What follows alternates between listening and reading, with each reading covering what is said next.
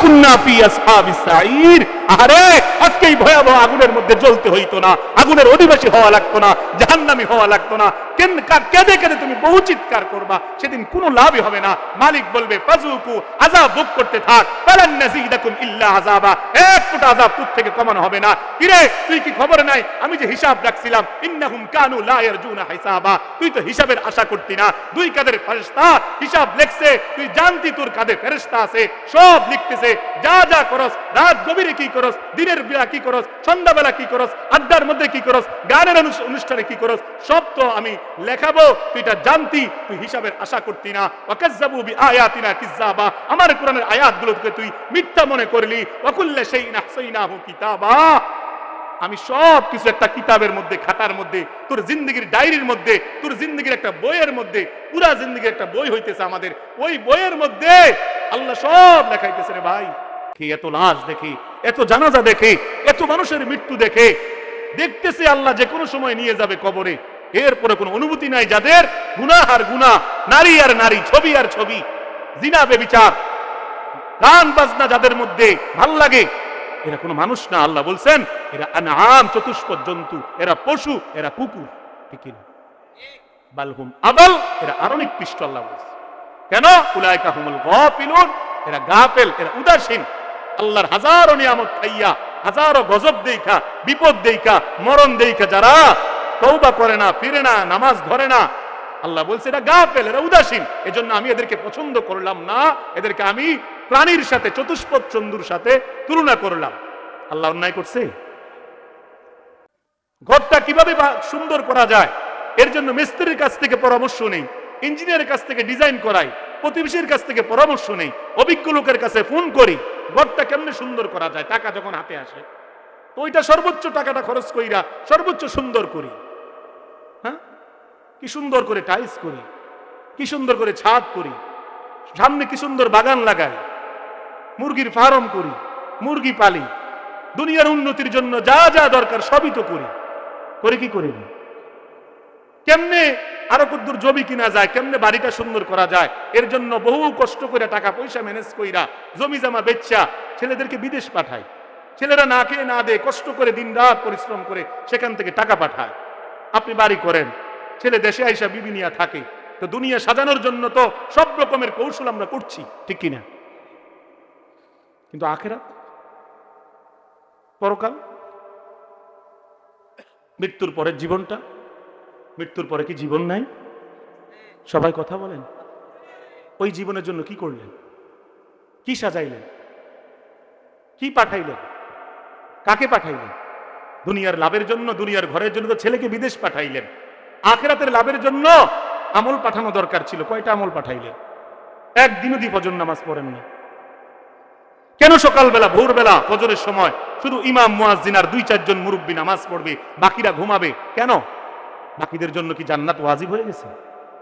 কথাগুলো তিতা লাগবে, শক্ত লাগবে, কিন্তু স্বীকার করেন।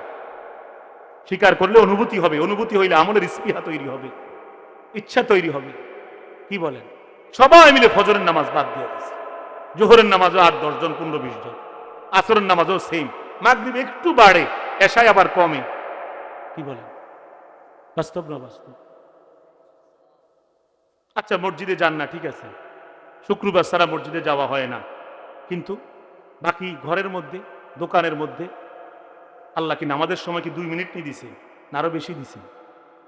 তো বাকি ঘরের মধ্যে পড়ে নেওয়া যায় না? মুসল্লাটা বিছাইয়া ওযুটা কইরা 5টা মিনিট আল্লাহকে জোহরের জন্য দেওয়া যায় না? মাগরিবের জন্য, এশার জন্য, আসরের জন্য আল্লাহকে দেওয়া যায় না? যত ব্যবসা থাকুক, কাস্টমার ঘুষাইয়া জোহর থেকে আসর কত লম্বা সময়, 2:30-3টার দিকেও তো জোহর পড়লে আদায় হয়ে যায়। কোন রকম তো আল্লাহর কাছে জবাব দিতে পারতেন, কেন পড়েন না? টোটাল পড়েন না কেন বলেন? যুবকরা বলো, কেন পড়ো না নামাজ? যারা পড়ো তারা তো আলহামদুলিল্লাহ, যারা পড়ো না কেন পড়ো না তোমরা বলো? এভাবে কয়দিন চলবে তোমাদের? আর কতদিন আল্লাহ তাআলাকে নারাজ করবা? আর কতদিন আল্লাহ তাআলাকে কষ্ট দিবা? আল্লাহ তাআলাকে আর কত রাগাইবা তুমি?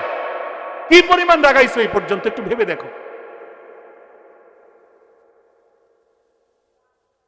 তোমরা যে সিনেমাগুলো দেখছো, তোমরা যে নাটকগুলো দেখছো, তোমরা সেগুলো দেখা তোমরা দেখছো সেখানে স্মার্ট বলতে তোমাদেরকে বুঝাইছে চুল, টাইট একটা জামা, প্যান্ট, তোমাদেরকে তারা বুঝাইছে বাবা তোমরা ধোকায় পড়ছো। বাবা তোমরা যদি নবীর যুগে জন্মগ্রহণ করতা তোমরা এমন হইতা না। বড় দুঃখ এবং আফসোস। আমাদের কি করা উচিত ছিল, আমরা কি করতেছি? আমাদের কি করণীয় ছিল, আমরা করতেছিটা কি? আমরা কেউই আল্লাহর বিধান পরিপূর্ণভাবে মানছি না।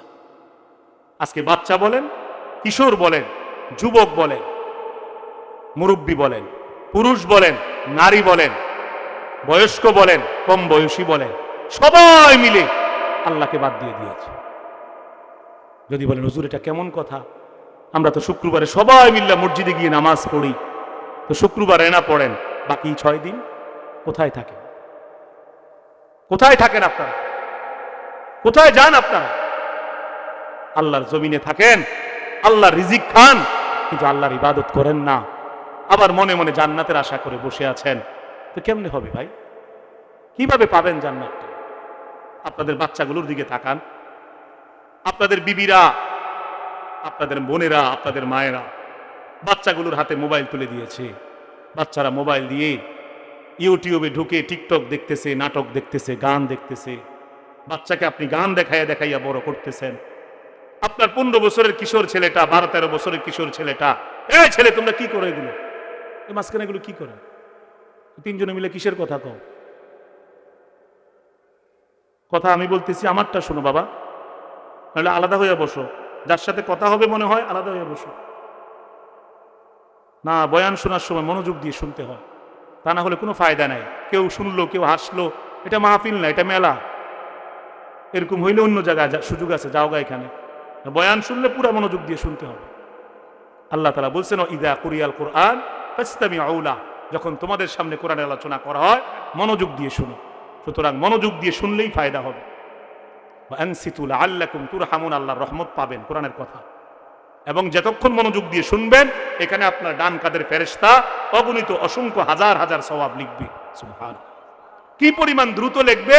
তেলের পাম্পে মেশিনের মধ্যে ওই টাকাগুলো যত তাড়াতাড়ি টেস করে উঠে যায় না, এর চেয়ে দ্রুত আপনার আমলনামায় সওয়াব লেখা হচ্ছে। মনোযোগ দিয়ে শোনাটা শর্ত।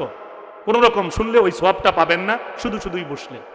আল্লাহ সবাইকে দিল দিয়ে শেষ পর্যন্ত থাকার, শোনার তৌফিক দান করুক, বলেন আমিন। আপনারা মিলায়ে দেখেন অবস্থা, বাচ্চাদের অবস্থা কি, কিশোরদের অবস্থা কি। আজকের 12-13 বছরের ছেলেরা সবাই মিলে আল্লাহকে বাদ দিয়ে দিয়েছে, নামাজ ছেড়ে দিয়েছে। ছেলেরা ঘুরতেছে, হাঁটতেছে, হাসতেছে, মনে হয় যেন বিশাল লম্বা এক হায়াত নিয়ে দুনিয়ায় আসছে। 15 বছরের ছেলেরা, 20 বছরের ছেলেরা কিশোর গ্যাং বানাইছে, চাপাতি কিনছে, রামদা কিনছে, অস্ত্র কিনছে। এরা চুলের কাটিং পুরা নায়কের মতো, মাস্তানের মতো, গুন্ডার মতো, সন্ত্রাসীর মতো। এদেরকে কেউ কিচ্ছু বলতে পারে না। মা বাপ কিচ্ছু বললে মা বাপকে ফিরাইয়া ধরে, ঠিক কিনা বলে? আপন চাচা মামাকে দাম দেয় না, গ্রামের মুরব্বীদেরকে দাম দেয় না, কাউকে পাত্তা দেয় না। বাজারে একজন দোকানদারের সাথে কোনো বিষয় নিয়ে ঝগড়া হয়েছে, সামান্য বিষয় নিয়েই সাথে সাথে বন্ধুদেরকে ফোন দিয়ে আসে, আইনা রামদা চাপাতি বাইর কইরা, দোকান ভাঙচুর কইরা, দোকানদারকে মাইরা শেষ করে দেয়। শহরে বন্দরে অহরহ হয়েছে। এর জন্য কে দায়ী? আমরাই দায়ী, আপনারাই দায়ী। যারা বাবা তারা দায়ী, যারা মা তারা দায়ী, প্রতিবেশীরা দায়ী। ছোট কাল থেকে তাকে কেন পাহারা দিলেন না? কেন তার দিকে নজর দিলেন না? বুঝ হওয়ার পর থেকেই তো তার হাতে মোবাইল দিয়ে দিচ্ছেন। বুঝ হওয়ার পর থেকেই তো আপনার সাথে বসাইয়া, সারাক্ষণ আপনার সাথে বসাইয়া টিভি দেখাইছেন, টিভি নাটক দেখাইছেন, সিনেমা দেখাইছেন। তো বাচ্চা সিনেমা থেকে কি শিখছে? প্রেম প্রীতি, অবৈধ ভালোবাসা, একজন একজনকে মারা, চুলগুলো এভাবে রাখা, প্যান্ট এভাবে পরা, এটাই তো শিখছে। যা দেখছে তা শিখছে, তা মাথায় ঢুকাইছে, ওই অনুযায়ী জীবন চালাইতেছে। তাদের দোষটা কি? দায়ী তো আমরা। কেন 30 বছর ধরে ঘরের মধ্যে রঙিন টেলিভিশন থাকবে? আর রঙিন টেলিভিশন থাকলে সেটার মধ্যে কেন মুসলমানের ঘরে নাচ গান চলবে? নাচ গান চললে তো হিন্দুর বাড়িতে চলবে। আপনি তো মুসলমান, আপনার তো চোখ দিয়ে এগুলো দেখার অনুমতি নাই।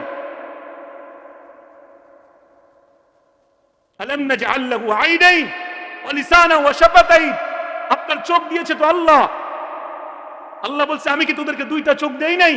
কিরে বান্দা, ওয়ালিসানা ওয়া শাফাতাইন, দুইটা ঠোঁট, একটা জিহ্বা, কথা বলার জায়গাটা, মুখটা, এই ঠোঁটগুলো আল্লাহ কি দেয় নাই? চোখ কে দিয়েছে বলেন? আপনার ঠোঁট এগুলো কার? টাকা দিয়ে কিনছে না আল্লাহ দয়া করে দিয়েছে?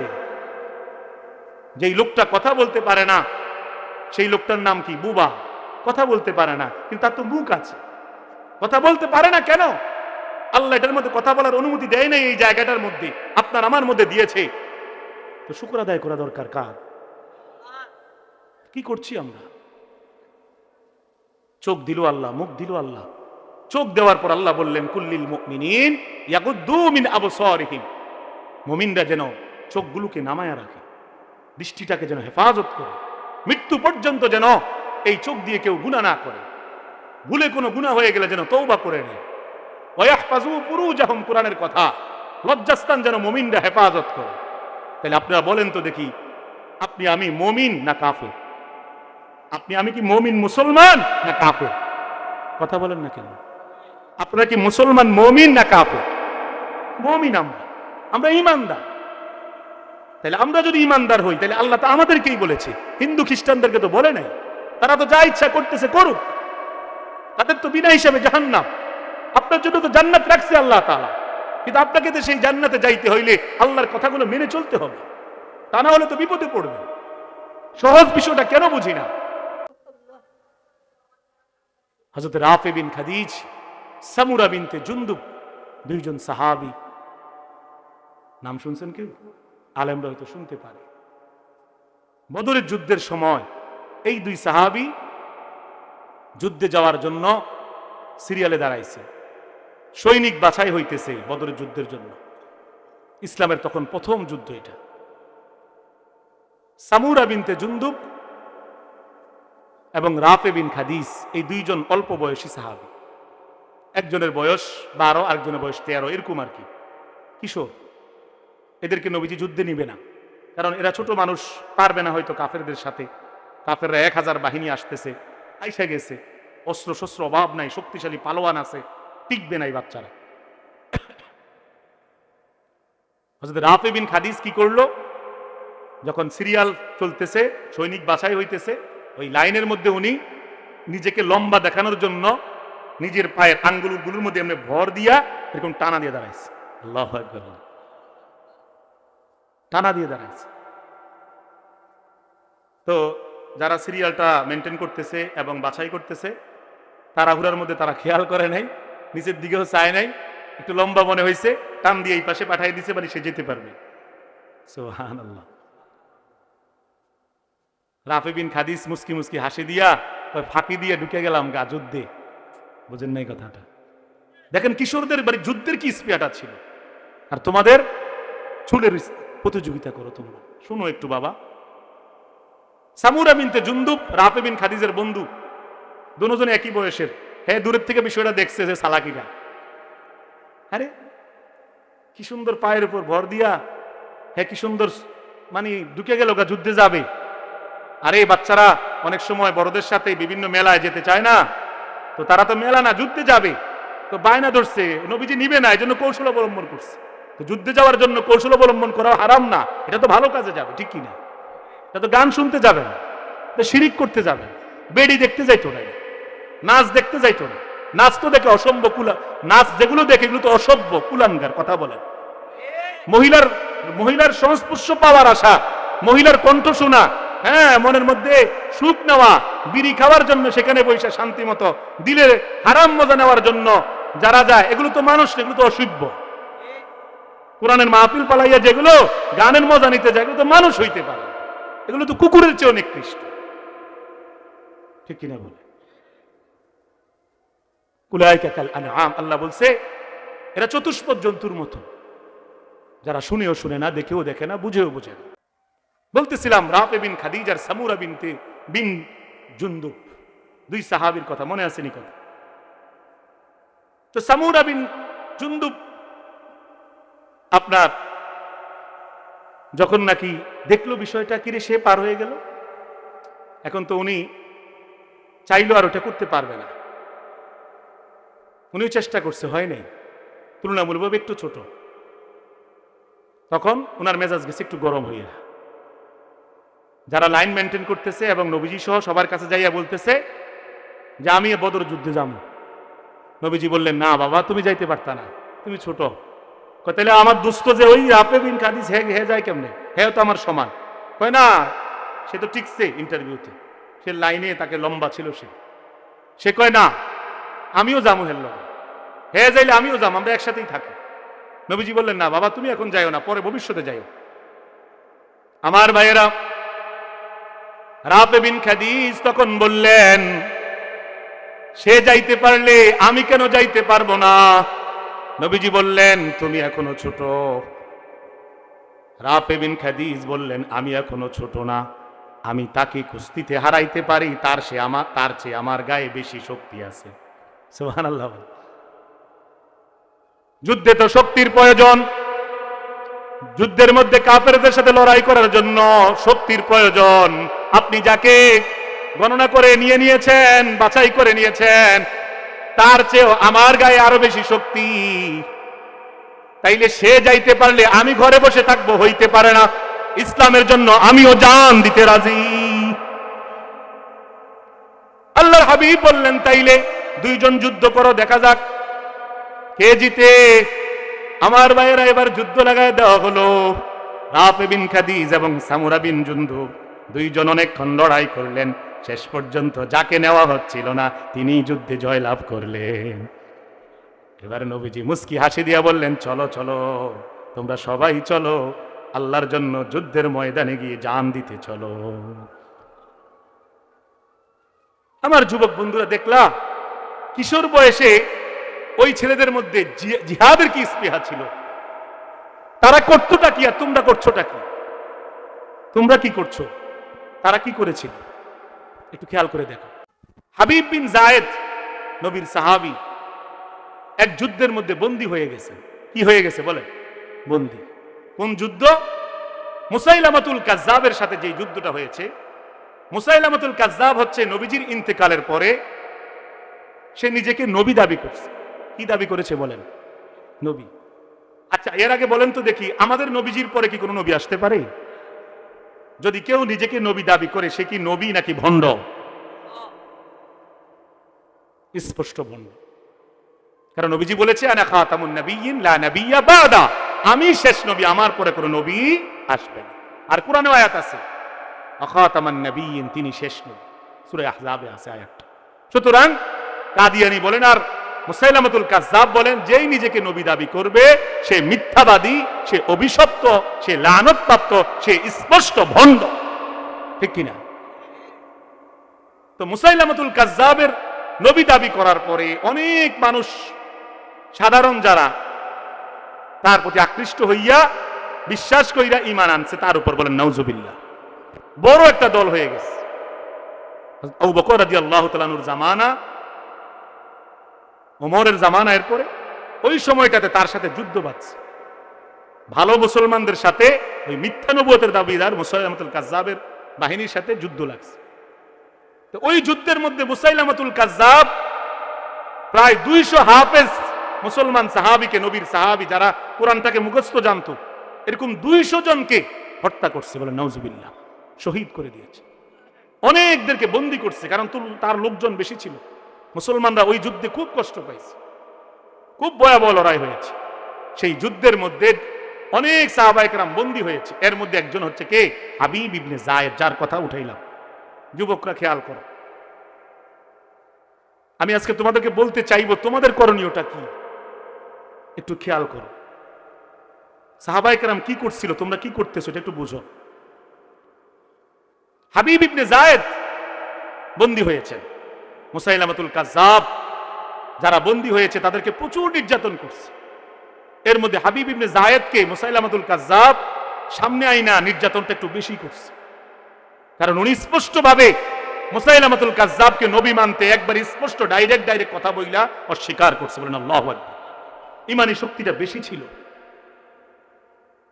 মুসাইলামাতুল কাজ্জাব বলল, তোমাকে এখনো সময় দিলাম, যদি আমার উপর ঈমান আনো, আমাকে নবী মানো, তোমাকে ছেড়ে দেব, আর আমাকে না মানলে তোমাকে হত্যা করব। হাবিব ইবনে জায়েদ বললেন, এ মুসাইলামা, মেরে ফেলো, কেটে ফেলো, হত্যা করো, সমস্যা নাই। আল্লাহর নবীর উপর ঈমান এনেছি, মুহাম্মদুর রাসূলুল্লাহ পড়েন সাল্লাল্লাহু আলাইহি ওয়াসাল্লাম, উনার উপর ঈমান আনছি, আল্লাহকে বিশ্বাস করছি সত্তা হিসেবে। সুতরাং মাঝখান দিয়ে আর কেউ ঢুকতে পারবে না, শিরিক করতে পারবো না, তুমি যা ইচ্ছা করতে পারো, মেরে ফেলো।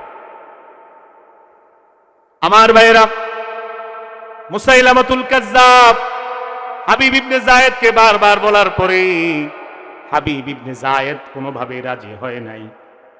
ওই শয়তান কাফের নবী দাবিদার মুসাইলামা খুব রাগ হয়ে গেছে। সে বলছে তলোয়ার নিয়ে আসো। তলোয়ার আনা হয়েছে। মুসাইলামাতুল কাজ্জাব বললেন, এরে হাবিব, এখনো সময় আছে, ঈমানটা ছেড়ে দে, ছেড়ে দিলে বেঁচে যাবি, তা না হলে তোর হাতটা কেটে ফেলবো। কিন্তু হাবিব ইবনে যায়েদ কোনোভাবে রাজি না, ঈমান ছাড়বে না, জীবন দেবে। সুবহানাল্লাহ। মুসাইলামাতুল কাজ্জাব এবার হাবিব ইবনে যায়েদ যখন মানে নাই, ওই শয়তান মুসাইলামাতুল কাজ্জাব হাবিব ইবনে যায়েদের একটা হাত কেটে ফেলায় দিছে। আল্লাহু আকবার। এক হাত পড়ে গেছে, রক্ত ঝরতেছে, কিন্তু ওই হাবিব ইবনে যায়েদ নবীর সাহাবী, ঈমান ছাড়ে নাই, মনে মনে আল্লাহকে ডাকতেছে, আল্লাহ আল্লাহ আল্লাহ আল্লাহ আল্লাহ। রক্ত পড়ে জীবন চলে যায়। একটা হাত কাটলে কত কষ্ট, যে কাটে, যার কাটে সে বোঝে, ঠিক কিনা? একটু আঙ্গুল কাটলেই বোঝা যায় কত কষ্ট কেটে গেলে, ঠিক কিনা বলে? সেখানে একটা হাতই নাই, কতটা কষ্ট তিনি পাচ্ছেন, এরপরেও ঈমান ছাড়ে নাই। আল্লাহু আকবার। এবার আমার ভাইয়েরা, মুসাইলামাতুল কাজ্জাব আরেকবার সতর্ক করলো, তিনি রাজি হয় নাই। রাগ হইয়া মুসাইলামা বিয়াদবটা নবীর সাহাবী হাবিব ইবনে যায়েদের আরেকটা হাত কেটে দিয়েছে।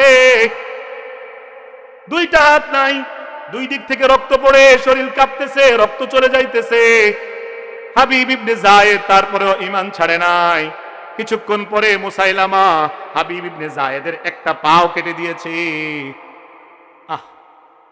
এরপরেও ঈমান ছাড়ে নাই। একটা পাও যখন কেটে দিছে, হযরত হাবিব পড়ে গেছে, শুয়ে শুয়েও আল্লাহকে ডাকতেছে, আর রক্ত বেশি যাইতেছে। আল্লাহু আকবার বলে। মুসাইলামাতুল কাজ্জাব বলল, এরে হাবিব, এখনো সময় আছে, তা না হলে তোর পাওটাও কেটে ফেলবো, আরেকটা পাও জবাই করে দিব, মেরে ফেলবো। হাবিব ইবনে যায়েদ বলল, তুই যা ইচ্ছা করতে পারো, ঈমান ছাড়বো না। আমার চেয়ে বেশি কষ্ট হযরত বেলাল রাদিয়াল্লাহু তাআলা আনহু করছে, হযরত খুবাইব করেছে, খাব্বাব করেছে, কি বলেন, করে নাই? সুতরাং আমি তাদেরকে দেখছি কষ্ট করতে, আমিও তাদের মতন জীবন দিয়ে দেব, এরপরেও ঈমান ছাড়বো না। আমরাও কোনোদিন যে যত টাকার প্রলোভন দেখ, যে যত আরাম আয়েশের সুযোগ সুবিধা দেখ, যে যত হুমকি ধমকি দেখ, আমেরিকা বলেন, ইন্ডিয়া বলেন, ভারত বলেন, যেই রাষ্ট্রই আমাদেরকে, ইহুদিরা বলেন, ইসরায়েল বলেন, আমাদেরকে যদি কেউ হুমকি দেয়, ঈমান ছেড়ে দাও, ঈমান ছেড়ে দাও, জীবনেও আমরা ঈমান ছাড়বো না, ছাড়বো না ইনশাআল্লাহ। বলেন ইনশাআল্লাহ। ছাড়বেন? কত টাকা দিলে ঈমান ছাড়বেন? কত টাকা দিলে? সবাই বলেন না কেন? কত টাকা দিলে ছাড়বেন? হ্যাঁ, কত দিলে? কোটি টাকা দিলে ছাড়তেন না? এটা ভোটের আগের রাইতে মনে থাকে না কা? 500 দিলেই তো সিটিং বাট পারে, আমরা ভোট দিয়ে আসবো, ঠিক কিনা? আমনে না, আমনের কথা কই না, অনেকে কত দিলে? টিয়া 500 ধরাই দিলে, আছে না? 500 দেন লাগে না, বিড়ির টিয়াটা দিলে সার, ঠিক কিনা? বিড়ির টিয়াটা দিলে 20 দুগুণে 40 টাকা। কত বিড়ি কত করে জানি না, তো কোনো সময় খাই নাই। কত করে? যারা খান তারা জানেননি? 25-30 হইতো, মাশাআল্লাহ। 25-30, তার মানে হলো 4টা বিড়ির টাকা হলো 100 টাকা দিয়ে দিলে। 100 টাকা দিলে অনেকে সকালবেলা দুর্নীতিবাজ, সিটার, বাটপার, চরিত্রহীন লম্পটকে যাইয়া ভোট দিয়ে আসা পড়ে, ঠিক কিনা? ইনশাআল্লাহ এবারের নির্বাচনে এগুলো আর হবে না। সিটার, বাটপার, দুর্নীতিবাজকে আমরা আর ভোট দেব না। টাকা দিলে দেখ, না দিলে দেখ, আল্লাহওয়ালা কোনো মানুষকে ভোট দেব বলে ইনশাআল্লাহ। বাকিটা আপনার ইচ্ছা, আপনার ইচ্ছা, আপনার স্বাধীনতা। আপনি মন চাইলে যা করতে পারবেন, কিন্তু আল্লাহর কাছে জবাব দিতে হবে, ঠিক কিনা? আমার ভাইরা, বলতেছিলাম হাবিব ইবনে যায়েদ একটা পাও বাকি ছিল, ওইটা হচ্ছে মুসাইলামা কেটে দিয়েছে, ঈমান ছাড়ে নাই। আমাদের ঈমানটাও মজবুত করা দরকার, একটু খেয়াল করেন। আর যুবকরা খেয়াল করো তোমাদের কি কেমন হওয়া দরকার, তোমরা কি করতেছো। হাবিব ইবনে যায়েদ এত কিছু হারাইলেন, হাত নাই পাও নাই, শুধু জানটা বাকি। এক পর্যায়ে মুসাইলামাতুল কাজ্জাব যখন দেখলো হযরত হাবিবের জিহ্বাটা চলে আল্লাহকে ডাকে, ওই মুসাইলামা ওই অভিশপ্ত মালউন ওনার জিহ্বাটা টান দিয়ে কেটে ফেলছে।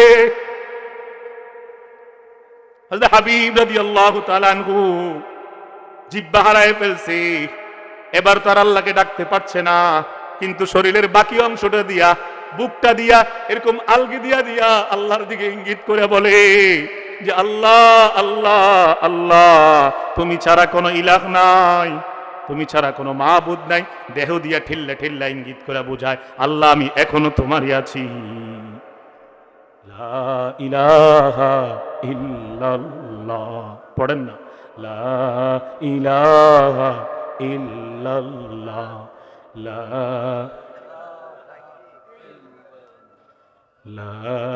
ইলাহা লা ইলাহা ইল্লাল্লাহু মুহাম্মাদুর রাসূলুল্লাহ পড়েন সাল্লাল্লাহু আলাইহি ওয়াসাল্লাম। হাবিব ইবনে যায়েদ এভাবে কষ্ট করেছে, এভাবে। যুবকরা তোমরা কি করতেছো? খালি চুলের কাটিং দাও কা, বলো বাবা আমারে বলো কি হয়, মানে তোমার মেয়ের সংখ্যা বাড়ে, চুল সুন্দর করলে না মেয়ে বাড়ে, তো মেয়ে বাড়লে কি লাভ হয়? জিনা করতে পারবা, হ্যাঁ জিনা করলে মজা, কিন্তু যেটা জানো না তুমি, জিনা করলে মজা আছে আবার সাজাও আছে, সাজাও তো আছে। চুলকাইলে মজা লাগে না বলেন না সবাই? চুলকাইলে অ্যালার্জি হইলে, খাদ্যানি উঠলে চুলকাইতে মজা লাগে, মজা লাগে না বলেন? লাগেনি, কিন্তু পরে জ্বলেনি। জ্বলেটা কেমন জ্বলে? ওরে বাপরে বাপ, রাস্তার মধ্যে ওই মলম যে বেছে, সারা শরীরে চুলকানি, সিপা সাপায় ধানের ভিতরে এন্দিয়া একটা মলম নিয়ে যান মাত্র 50 টাকা, 50 টাকা। এদিকে কে নিলেন কোম্পানির প্রচারের জন্য, যান ছেড়ে দিলাম আরো 30 টাকা, 20 টাকা, 20 টাকা, এখান থেকে 20 টাকা দিয়ে কিনা লাগাতে থাকো, তাও কাম হয় না, জ্বলে আর জ্বলে, ঠিক কিনা? ও বন্ধু, তুমি যে নারীর জন্য চুলের কাটিং দিলা, নারীর সাথে লাইন দিচ্ছ, মেসেজ করতেছ, কথা বলতেছ, এভাবে করতে করতেই যদি একদিন মরে যাও তো তওবা তো করতে পারলা না, আমল তো আর করতে পারলা না, গুনাহ করতে করতেই মরলা, তো তোমার ফলাফল তো জাহান্নাম হবে, তোমার ফলাফল তো জাহান্নামে হবে। চুল কাটিয়ে তো ভালোই লাগে, কিন্তু পরে যে জ্বলে, প্রেম করতে, অবৈধ কাজ করতে, হারাম করতে, জিনা করতে তো ভালোই লাগবে, কিন্তু পরে তো জ্বলবে, পুরা শরীর জ্বলবে আগুনে, সেটা কেমনে সহ্য করবা বাবা? সেদিন তোমাকে বলবে ফেরেশতারা আলাম ইয়াতিকুম নাদির, তোরে কেউ বোঝায় নাই, তোরে কেউ বলে নাই? আনিসুর রহমান আশরাফির ভাই আইয়া তোরে কোনোদিন বুঝায় নাই? আরেকজন আলেম মুফতি শিহাবুদ্দিন কি বলে নাই? কোন ওলামায়ে কেরাম কি তোরে বুঝায় নাই? তোর জুমার মসজিদে কি বলে নাই জিনা করা হারাম, বেগানা নারীর সাথে সম্পর্ক করা হারাম, বেপর্দা নারীর সাথে সম্পর্ক রাখা হারাম, নাচের গানের মধ্যে যাওয়া হারাম, রাত ভর নর্তকীর নাচ দেখা হারাম, তোরে কি কেউ বলে নাই? জিজ্ঞাসা করবে তোমার ফেরেশতারা তোমার কান্না দেখা, তখন তুমি বলবা কোরআনে আছে, সূরা মুলুক পড়ো, তুমি বলবা বালা কদ জাআনা নাদির, সতর্ককারী আসছে। 1 মাস আগে 2 মাস আগে দাওয়াত দিয়া আনিসুর রহমান আশরাফির ভাই আতিকুর রহমান আশরাফির আনাইছিলাম, হুজুর আমগরে কয়ে গেছিল, হুজুর আমগরে কয়ে গেছিল, বলছিল জিনা করা হারাম, বলছিল প্রেম করো না, বলছিল নামাজ পড়ো, কিন্তু ফাকাজ্জাবনা, আমরা মিথ্যা মনে করছিলাম হুজুরের কথা। আকুলনা মা নাযালাল্লাহু মিন শাই, আমরা ভাবছিলাম পরকালের কিছুই নাই, আমরা গুমরাহির মধ্যে ডুবেছিলাম। ইন আনতুম ইল্লা ফি দালালিন কাবীর। কিন্তু সেদিন বলে কি লাভ হবে? সেদিন তুমি কাইন্দা কাইন্দা বলবা, ফেরেশতা তোমারে কোনো ছাড় দিবে না, আল্লাহ ছাড় দিবে না। তখন তুমি এক পর্যায়ে নিরুপায় হয়ে বলবা, আরে লাউ কুন্না নাসমাউ, যদি শুনতাম তাদের কথাটি। ইস, পরীক্ষার আগেই তো প্রশ্নপত্র ফাঁস করে দিছিল হুজুররা, পরকালের পরীক্ষার ব্যাপারে কি প্রশ্ন হবে, কি বিপদ হবে সব বলছিল। যদি শুনতাম তাদের কথাটি, ইস রে কি করলাম কাজটা। আও নাকিল, যদি বুঝতাম কি বলতে চাইছে তারা, যদি বুঝতাম কেন তারা দাড়ি রাখলো, কেন তারা পাঞ্জাবি পরে, কেন তারা টুপি পরে, কেন তাদের চুলগুলো এরকম ছোট থাকে? দেখো আমার চুল দেখো না, আমি কি দেখতে বেশি খারাপ নাকি? তুমি মতন কাঠিন একটা আমি দিতাম পারি না? দুই চারজন মেয়ে কি আমি জোগাড় করতে পারি না? পারতাম না? কেন করি না? কেন করি না? কার ভয়ে? বলো বাবা, কার ভয়ে? ইত্তাকুল্লাহ, আল্লাহ তো বলছে তোমরা আমাকে ভয় করো। কেন তোমরা ভয় করবা না বাবা? বলো তোমরা কেন ভয় করবা না? কেন ফজরের নামাজে মসজিদে আসো না? কেন শুধু শুক্রবারকে নামাজ বানাইছো তোমরা? বলো।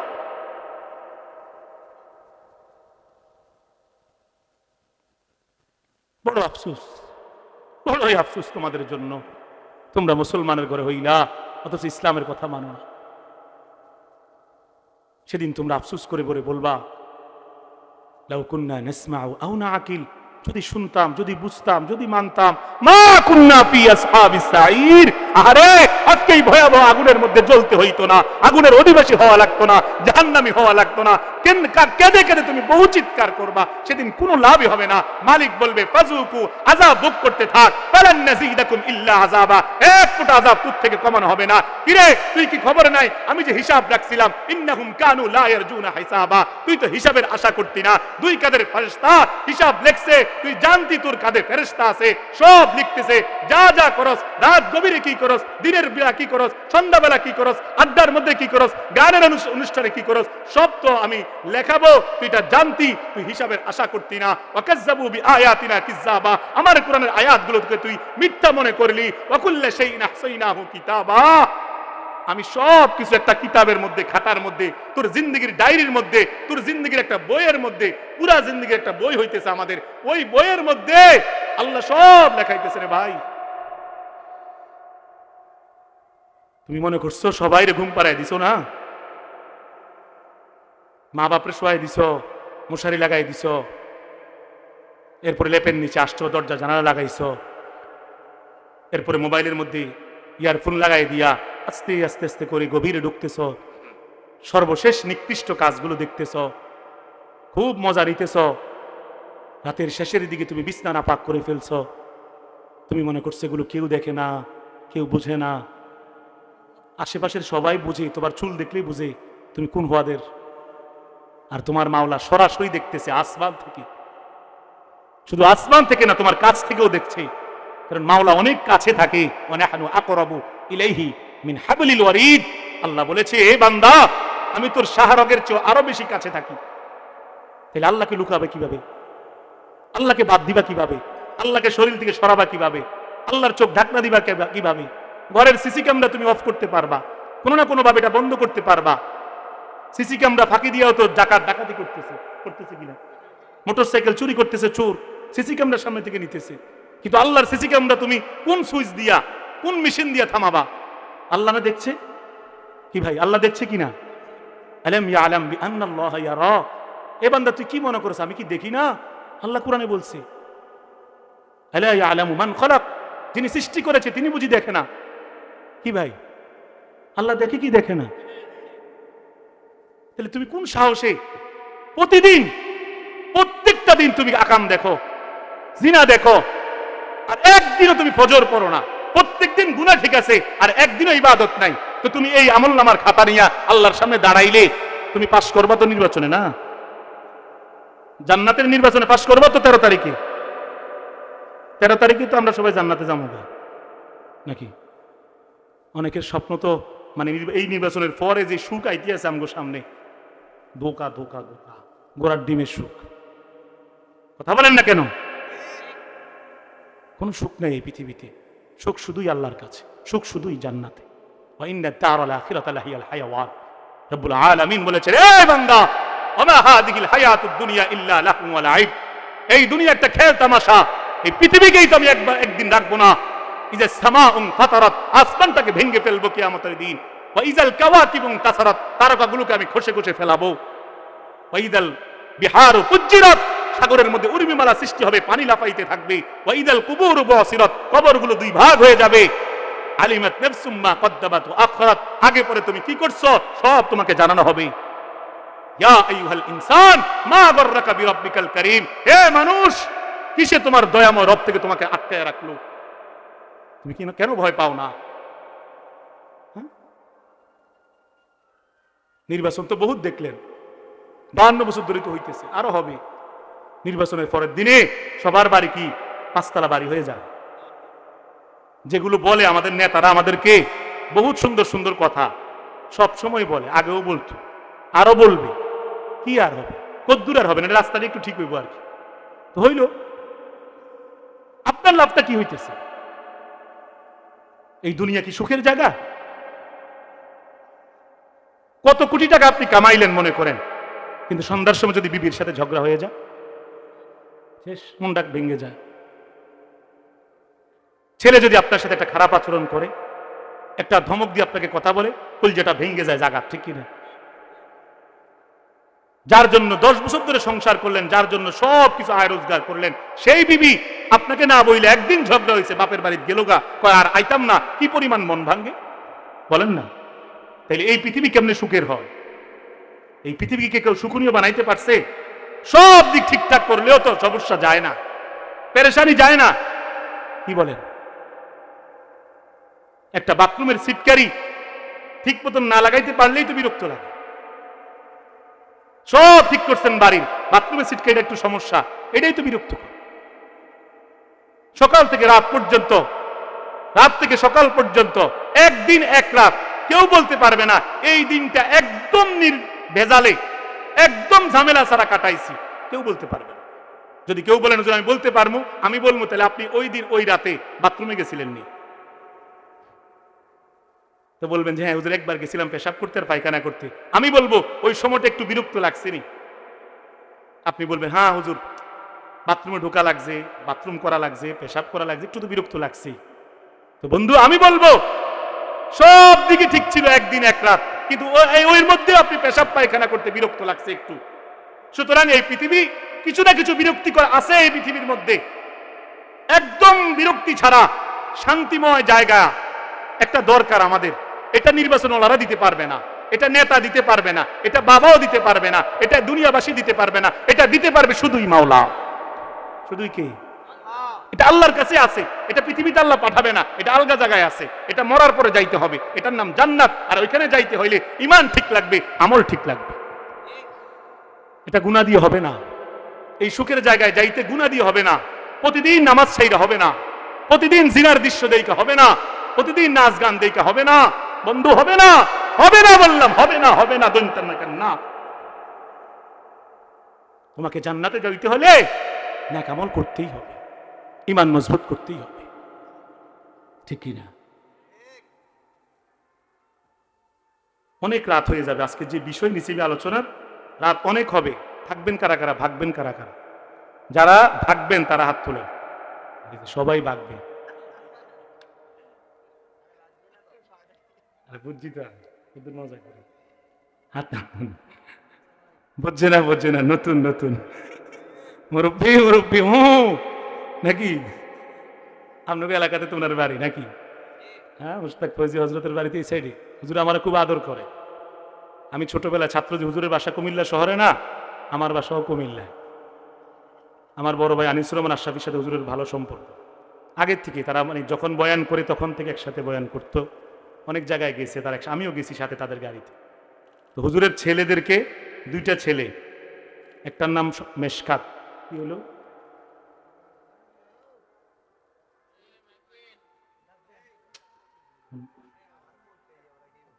এক গুম দিছে আসহাবে কাহাফের যুবকের মতো, 300 বছর পরে উঠবে।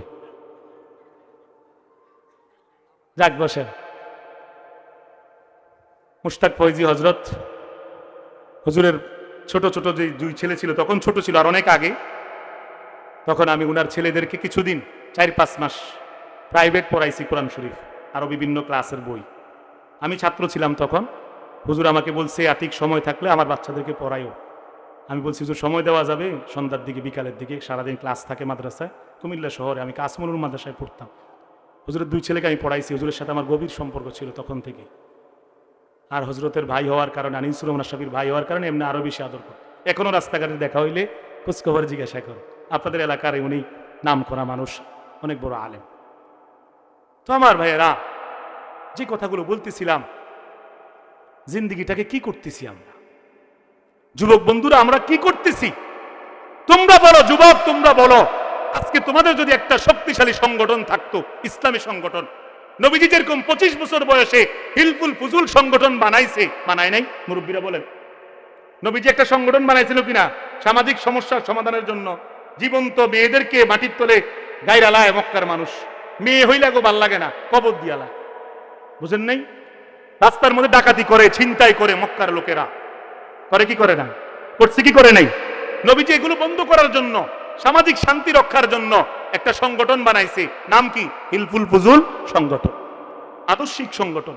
এই যুবক বন্ধুরা, এই গ্রামের যুবকদেরকে বলছি, তোমাদের যদি একটা ইসলামিক, তোমরা যদি নাচ গান বেহায়াপনা না কইরা নামাজি হইতা, দিনদার হইতা, আল্লাহওয়ালা হইতা, অল্প বয়সে যদি তোমরা ইসলামটা বুঝা নিতা, সাহাবায়ে কেরামের মতো, হাবিব ইবনে জায়েদের মতো, মাজ মুআওয়াজের মতো দুই ভাই, সামুরা বিনতে জুনদুবের মতো, যদি তোমরা রাফি বিন খাদিজার মতো ইসলামটাকে বুঝতা বন্ধুরা, তোমরা যদি হিলফুল ফুজুল সংগঠনের মতো একটা শক্তিশালী সামাজিক ইসলামিক সংগঠন বানাইতে পারতা, আজকে কোন দুঃসাহসে তোমাদের মাহফিলের পাশে কেউ গান বাজাইতে পারত না।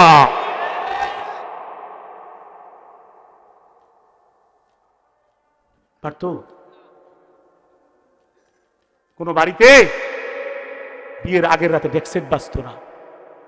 পিছনে কি হয়েছে দেখেন তো, কোন দিক দিয়ে আওয়াজ?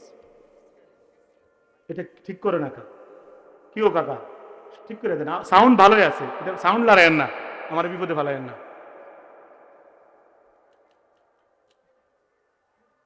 তোমরার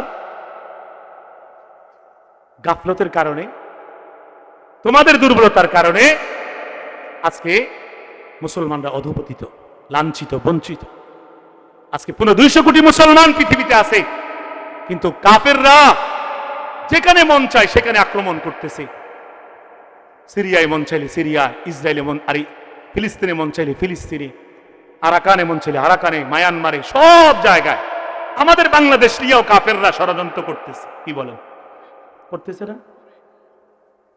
মানুষ একটারে মারছে ভালুকা ময়মনসিংহে, আমার ওদিন ওদিকেই মাহফিল ছিল, এক হিন্দুকে মারা হয়েছে, আগুন দিয়ে পোড়ায় দেওয়া হয়েছে। আমরা এটার পক্ষে না, আমরা বলি না যে কাউকে আগুন দিয়ে পোড়ায় দেয়, ঠিক কিনা?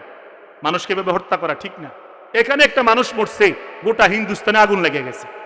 আমাদের এখানে মরছে হিন্দুদের একজন মাত্র, আর ওই ইন্ডিয়ার মধ্যে আমাদের মুসলমানদের বহু মানুষকে মারছে, বহু মসজিদ জ্বালায় দিছে। জানেন না আপনারা? ঠেল্লা, বর্ডার ঠেল্লা আমাদের দিকে ঢুকতে চেষ্টা করছে তারা। ওই সরকার যদি ছাড় দিত, বর্ডার খুললে দিত, তো ইন্ডিয়ান লোকরা আমাকে চতুর্দিকে বেড দিয়ে দিত। আপনারা জানেন? হাজার রকমের ষড়যন্ত্র বাংলাদেশের বিরুদ্ধে হইতেছে। শরীফ ওসমান হাদিরে কে মারছে এটা ভালো করেই উপরে তারা জানে, কিন্তু লুকায় রাখছে। কি বলেন? আরো কয়েকজনকে খুন করবে। আপনাদের এই অঞ্চলের একজনেরও খুনের সম্ভাবনা আছে। এই বেচারা কাউকে ভয় পাইতেছে না, এর উপরও তাদের রক্তচক্ষু আছে। সুযোগ পাইলেই উইকেট ফেলায় দিবে।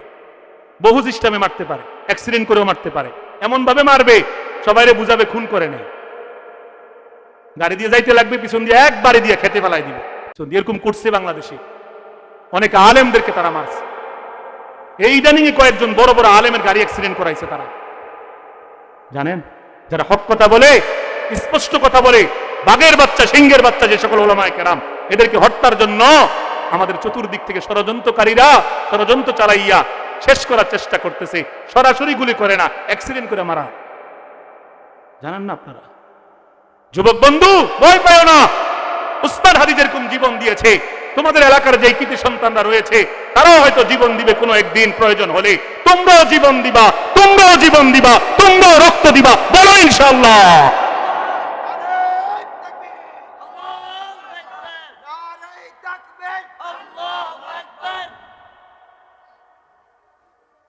তোমাদের জীবন হইতে হবে আব্দুল্লাহ ইবনে হুযাফার মতো। কার মতো বলো? আব্দুল্লাহ ইবনে হুযাফা, নবীর এক সাহাবী। বলতাম নি? হ্যাঁ, পানি দিছেন? মনোযোগ দিয়ে বসেন ভাই, লড়াচড়া করেন না।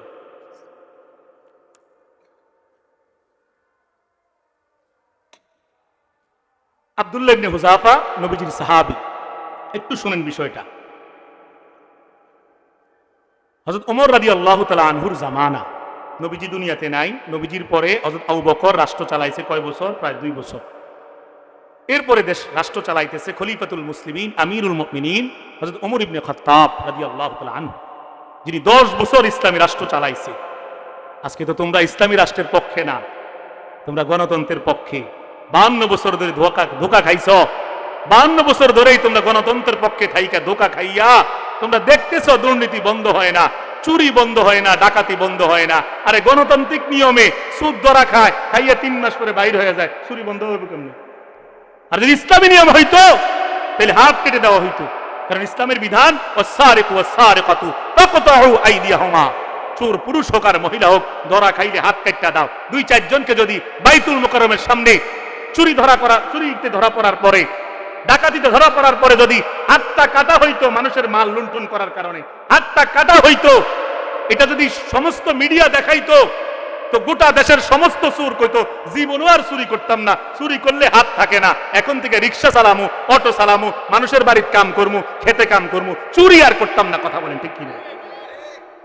তো ইসলামের এই আইন, কোরআনের এই আইন তোমরা চালু করতা না, তোমরা গণতন্ত্র আইন করবা, তো শান্তি পাইবা কোত্থেকে বাবা? দেশ আল্লাহর, জমিন আল্লাহর, আসমান আল্লাহর। আল্লাহ বলছে আমার আইন মতো রাষ্ট্র চালাও, আমার কোরআন মতন দেশ চালাও। তোমরা চালাইতা না, সবাই মিল্লা বিদেশির কাছে, বিদেশি প্রভুর কাছে মাথা নত করে ফেলছে।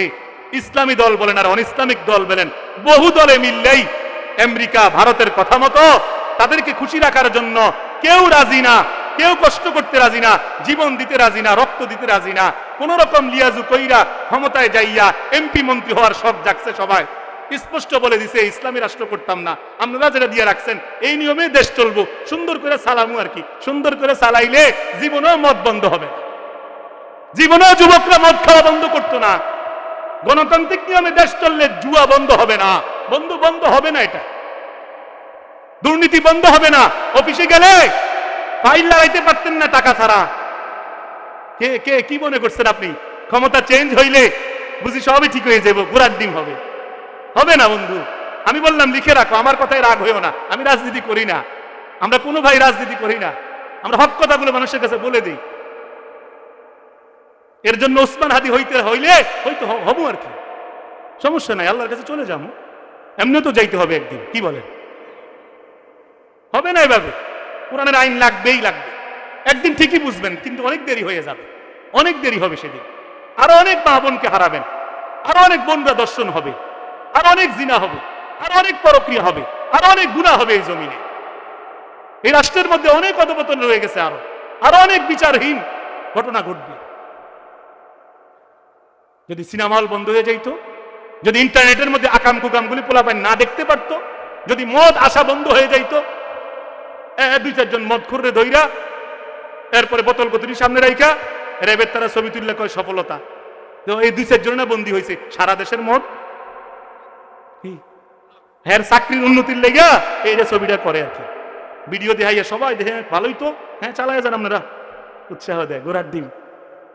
কিচ্ছু না। মদটা ঢুকে কোন দিক দিয়া? রাষ্ট্রের মধ্যে মদের বোতল ঢুকে কোন দিক দিয়া? ওই জায়গার মধ্যে সিল লাগাইতে হবে। কথা বলে কোন আবাসিক হোটেলগুলোর মধ্যে আকাম হয়, নারীরা সেখানে আকাম করে, প্রত্যেকটা আবাসিক হোটেল বুলডোজার দিয়ে ভাঙিয়ে ফেলতে হবে। জুয়াটি কোন জায়গায় খেলা হয়, জুয়ারি কোথায় আছে, জুয়ারি প্রত্যেকটা জুয়ার আড্ডা ভাঙতে হবে। একটা জিনা যেখানে হয় সাথে সাথে কোরআনের আইন মতো জিনাকারকে শাস্তি দিতে হবে, পাথর মাইরা হত্যা করতে হবে বাইতুল মুকাররমের সামনে। গোটা বাংলাদেশ দেখতে হবে, গোটা পৃথিবী দেখলে এই দেশে আর জিনা বেবিচার ধর্ষণ হবে না। কোরআনের আইন মানতেন না। গণতান্ত্রিক নিয়মে আপনি রাষ্ট্র সুন্দর করে নেবেন, পারিবারিক প্ল্যান করবেন, চাইল গম আড়া দিয়ে ঠিক করে নেবেন দেশ। কে বলছে বেপরদা বন্ধ হবে নাকি? নাচ গান বন্ধ হবে, সিনেমা নাটক বন্ধ হবে? তো এগুলো না বন্ধ হওয়া দরকার। আমরা মুসলমান না, 90% মুসলমানের রাষ্ট্রে কেন ইসলামিক কাজ হবে? সাংবাদিকরা বড় যাওয়া মাইক ধরে কয় এ দেশকে কি আপনারা আফগান বানাইতে চান? তো বড় বড় যারা দায়িত্বশীল ভয়ে ডরে একটু লুকায় টুকায় কয় না, এটা কল্যাণ রাষ্ট্র বানাইতে চাই, সবাই সবার অধিকার পাবে। আমার সামনে যদি মাইকটা ধরতো কোনো সাংবাদিক যে আমনে ক্ষমতায় আইলে এই দেশকে আফগান বানাইবেন নাকি, আমি ডাইরেক্ট কইতাম হ্যাঁ আফগান বানামু বেটা, আমি আফগান বানামু।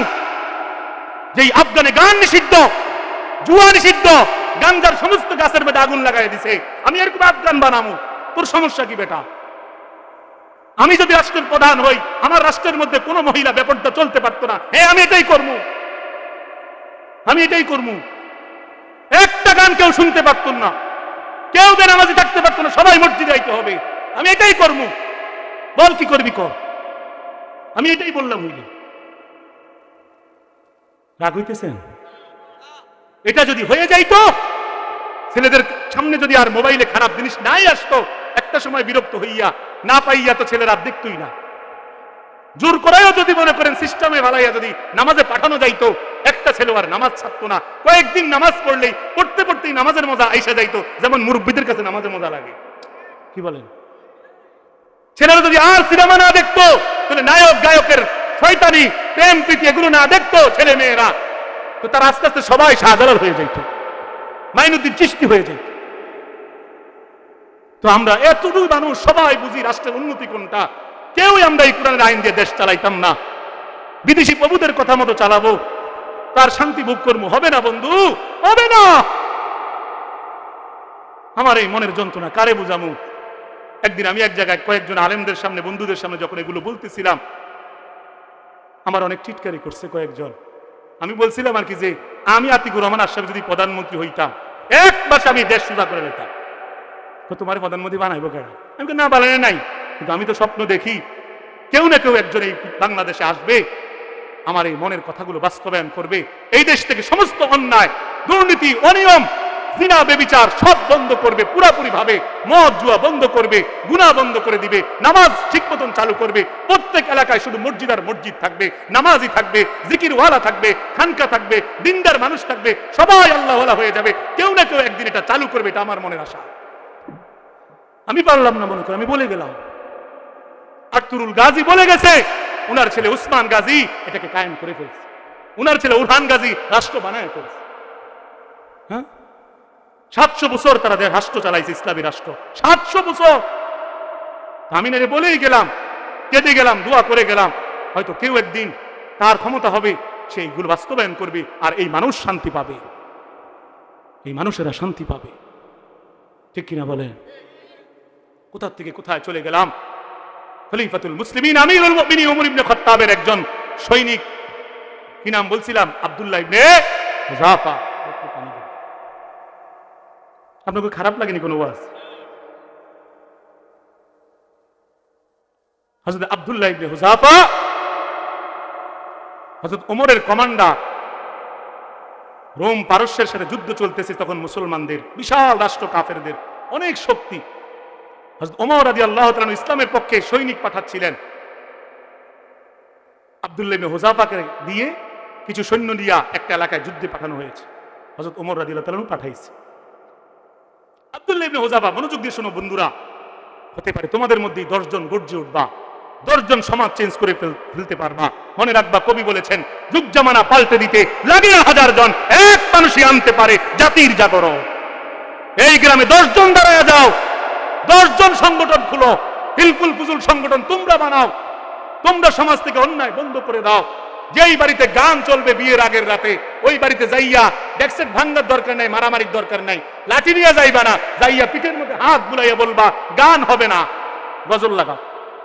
পারবা না বলতে? আরে হাসি দিলে তো হবে না, স্বপ্ন দেখলে একদিন হবে, ঠিক কিনা? আমার বন্ধু খেয়াল করে শোনো, মুসলমানের সৈনিক কেমন ছিল, তোমরা কি করতেছো, তোমাদের কি করা উচিত, এখনো তোমাদের সামনে লম্বা সময় আছে, তোমরা চাইলে পারবা। একটু শুনো মনোযোগ দিয়া। আব্দুল্লাহ ইবনে হুযাফা যুদ্ধের ময়দানে গেছে, কাফেররা আগের থেকেই গোয়েন্দা দিয়ে টের পাইয়া গেছে মুসলমানের সৈনিক একদল আসতেছে। কাফেররা বড় আকারের সৈন্যবাহিনী নিয়ে লুকায় ছিল, তাদেরকে আটকায় ফেলছে, বন্দি কইরা ওই রোমান বাদশার কাছে নিয়ে গেছে। যে রোমান বাদশার বিশাল বড় রাজত্ব পৃথিবীতে। বর্তমান মনে করো ওই যে ডোনাল্ড ট্রাম্পের যেরকম রাজত্ব, ওই শয়তানের বুড়া শয়তানের কথা বোঝো নাই, নরেন্দ্র মোদী দিল্লির কসাইয়ের যেরকম রাজত্ব না, এরকম মোটামুটি রাজত্ব ছিল বিশাল বড়। কার? এক রোমান বাদশাহ, ওমরের জামানায়। তার সামনে নেওয়া হয়েছে ওমরের সৈনিক আব্দুল্লাহ ইবনে হুযাফাকে এবং উনার সৈন্যদেরকে, তাদেরকে বন্দী করে নেওয়া হয়েছে। রোমান বাদশাহ তাদেরকে দেখা প্রথমে কিছু করে নাই। রাজ দরবারে যারা ছিল সবাই মনে করছে বাদশাহ মনে হয় সবাইকে এখনই মেরে ফেলবে, কিন্তু রোমান বাদশাহ একটা চালাকি করছে। সে একটা জিনিস পরীক্ষা করতে চাইছে মুসলমানদের। সে শুনছে মুসলমানদের ঈমান নাকি খুব শক্ত, কোনোভাবেই নাকি কোনো প্রলোভন দিয়া নাকি তাদেরকে টলানো যায় না, কোনো ঘুষ দিয়া কোনো লোভ দিয়া এদের ঈমান কমানো যায় না। সে শুনছে মুসলমানদের নবী মুহাম্মদুর রাসূলুল্লাহ পড়েন সাল্লাল্লাহু আলাইহি সাল্লাম, উনাকে মক্কার কাফেররা অনেক প্রস্তাব দিছে, সুন্দরী নারীর প্রস্তাব দিয়েছে, দেয় নাই? ক্ষমতার প্রস্তাব দিছে, উনি নাকি সব লাথি দিছে। উনি নাকি বলছে আমার এক হাতে যদি চাঁদ এনে দাও, এক হাতে যদি সূর্য এনে দাও, আর বিনিময়ে যদি আমার ইসলাম আমাকে ছাড়তে বলো, মূর্তির বিরুদ্ধে কথা বলতে যদি নিষেধ করো, আল্লাহর পক্ষে কথা বলতে যদি নিষেধ করো, আমি মুহাম্মদ বললাম চাঁদ এক হাতে সূর্য এক হাতে থাকতে পারে, চাঁদ এনে দিতে পারো, সূর্য এনে দিতে পারো, কিন্তু আমি ইসলামের পক্ষে কথা বলা বন্ধ করতাম না। গলায় ছুরি লাগতে পারে, আমি মুহাম্মদ আল্লাহর পক্ষেই থাকবো। এগুলো শুনছে কে? রোমান বাদশাহ। এবং নবীর সাহাবীরা কতটা সাহসী, কতটা ঈমানওয়ালা এটা সে শুনছে। বেলালকে কিভাবে চাবুক দিয়ে মারা হয়েছে, এরপরে ঈমান ছাড়ে নাই, বুকের মধ্যে পাথর দিছে মরুভূমির মধ্যে, ঈমান ছাড়ে নাই, এগুলো সে শুনছে। খুবাইব খাব্বাবকে আগুনের টুকরা, কয়লার টুকরা এভাবে চাপ দিয়া এগুলো ছিঁড়া ফেলছে, ঈমান ছাড়ে নাই, এগুলো শুনছে সে। এটা শুই না সে এখন নগদে মুসলমানের ঈমান পরীক্ষা করতে গেছে। হযরত আব্দুল্লাহ ইবনে হুযাফা উনাকে ডাক দিয়ে কাছে আনছে, আইনা পাশের চেয়ারে যে ছিল সরাইয়া দিছে, মন্ত্রীকে সরাইয়া দিছে, আব্দুল্লাহ ইবনে হুযাফাকে পাশে বসাইছে। সবাই তো অবাক, কিরে ফাঁসি দেওয়ার কথা, মেরে ফেলার কথা, পাশে বসায়। আমার বন্ধুরা খেয়াল করে শোনো, তোমাদের হৃদয়ের মধ্যে এরকম একটা ঈমান তৈরি করো, তুমি ওসমান হাদি হয়ে যাও, জান্নাতে যাইতে পারবা। তুমি অল্প বয়সে মরতে হবে এটা বলতেছি না বন্ধু, ঈমান আর তাকওয়া থাকলে আল্লাহ জান্নাত দিবে, ঠিক কি না? আব্দুল্লাহ ইবনে হুযাফাকে পাশে বসাইছে রোমান বাদশা, বসাইয়া কাছে রেখে সুন্দর করে ভালো বুড়া জিগাইতে আছে, কেমন আছেন, ভালো আছেননি? উদ্দেশ্য কিন্তু ভালো না, খাতিল করতে আছে। আমার ভাই দিল দিয়ে শুনেন, শেষ পর্যন্ত শুনলে ভালো লাগবে। এই ঘটনাটা একটু মনোযোগ দিয়ে শুনেন, হৃদয়ে ঈমান তৈরি হবে। আমার দিকে তাকান। রোমান বাদশাহ বলতেছে কি অবস্থা আপনার? উনি বললেন ভালো আছি। রোমান বাদশাহ বলল আপনাকে আমি একটা ভালো প্রস্তাব দিতে চাই। হযরত হুযাফা বলতেছে কি প্রস্তাব? রোমান বাদশাহ বলতেছে আপনি আমার যে বিশাল ক্ষমতা আছে, রাজত্ব আছে, এই রাজত্বের অর্ধেক আপনাকে দিয়ে দেব, আপনি পাবেন। এবং আমার কোনো ছেলে নাই, আমার একটা সুন্দরী রূপসী বড় চমৎকার মেয়ে আছে, রাজার মেয়ে, আমি রোমান বাদশার মেয়ে, যাকে এক দেখায় সবাই পছন্দ করবে, রাজপ্রাসাদের রাজরানী মেয়ে। আমার মেয়েটাকে আপনার সাথে বিবাহ দেব, আর আমার ক্ষমতার অর্ধেকটা আপনাকে দেব। কি প্রস্তাব দেখছেন নি? হযরত আব্দুল্লাহ ইবনে হুযাফা বলতেছে কেন আপনি আমাকে দিবেন? নিশ্চয় আপনার কোনো উদ্দেশ্য আছে, আপনার কোনো লাভ আছে, তা না হলে আপনি এত বড় চুক্তি করতে পারেন না। আমি তো বন্দী, মুসলমান বন্দী, আপনি খ্রিস্টান, আমি মুসলমান, আমি আপনার বন্দী, আমি আপনার শত্রু। আপনি তো আমাকে মেরে ফেলার কথা, কিন্তু না মাইরা কেন আপনি আপনার মেয়েকে বিয়ে দিবেন? কেন অর্ধেক রাজত্ব দিবেন? আপনার উদ্দেশ্যটা কি? আপনার চুক্তির মূল কথাটা কি বলেন? আব্দুল্লাহ ইবনে হুযাফাকে রোমান বাদশা বলতেছে বড় কিছু না, কোনো টাকা পয়সা তোমার থেকে নিব না, কিছুই নেব না, বাড়ি ঘর নিব না, শুধু তোমার ঈমানটা চাই, তুমি ইসলাম ধর্ম ছাইরা খ্রিস্টান হয়ে যাও। বলেন নাউজুবিল্লাহ। শুধু মুহাম্মদের ধর্মটা ছাড়বা আর ঈসা নবীর ধর্মটা মানবা, খ্রিস্টান হইবা, বিনিময়ে এত বড় রাজত্ব পাইবা।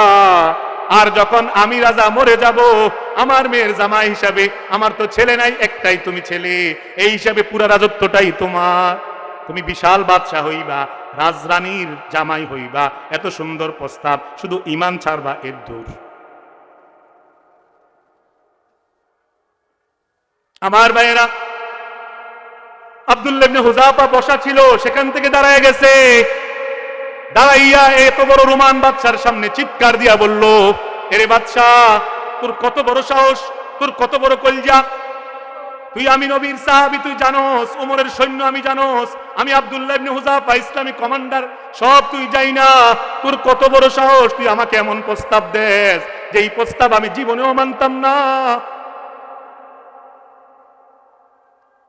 কশ্চিন কালেও আমি তোর প্রস্তাব মানব না, তুই আমাকে মেরে ফেল, আমি ইসলাম ধর্ম ছাড়তে পারতাম না।